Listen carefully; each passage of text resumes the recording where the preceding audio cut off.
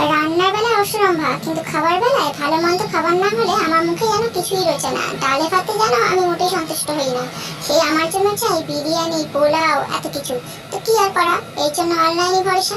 তাই সকালবেলা আজকে অর্ডার দিয়েছিলাম দুপুরে খাবার জন্য পোলাও আর মাংস। তা আমি পোলাও অর্ডার করে কি পেলাম সেটাই তোমাদেরকে এখন আমি দেখাবো। তবে একটা কথা কি জানো তো, বাড়িতে রান্না করা খাবার আসলেই সুস্বাদু হয়।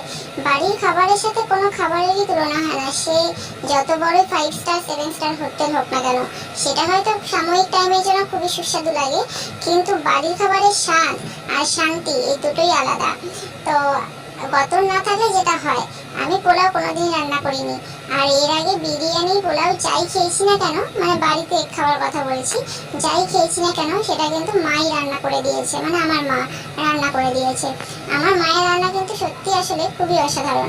আমার মনে হয় যে আমাদের মতো ছেলে মেয়েদের কাছে তাদের প্রত্যেকের মায়ের হাতের রান্নাই পৃথিবীর সব থেকে বেস্ট রান্না। তো সেরকমভাবে আমার কাছেও সেটাই, যে আমার মায়ের হাতের রান্নাই আমার কাছে পৃথিবীর সেরা রান্না।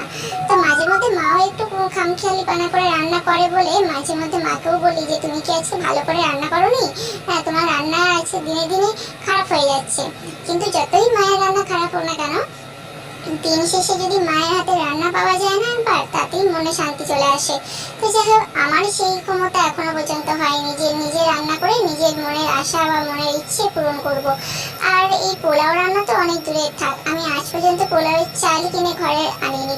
তো যাই হোক, কিন্তু খাবার ইচ্ছে তো আর মন থেকে মোছা যায় না, ওই জন্যই একমাত্র ভরসা রয়েছে অনলাইন করে আনা।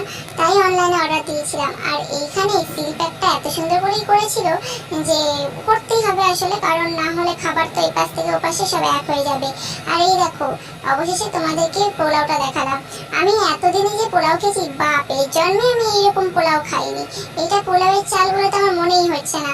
হ্যাঁ, যদিও আমি রান্না করতে জানি না, তবে পোলাওয়ের আকৃতি আর চেহারা তো আমি চিনি।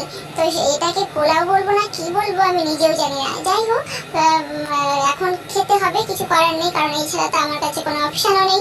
আর এই মাংসের তরকারিটা দেখে তোমাদের কি মনে হলো আমি জানি না, তবে লাল কষা মাংস কিন্তু বেস্ট।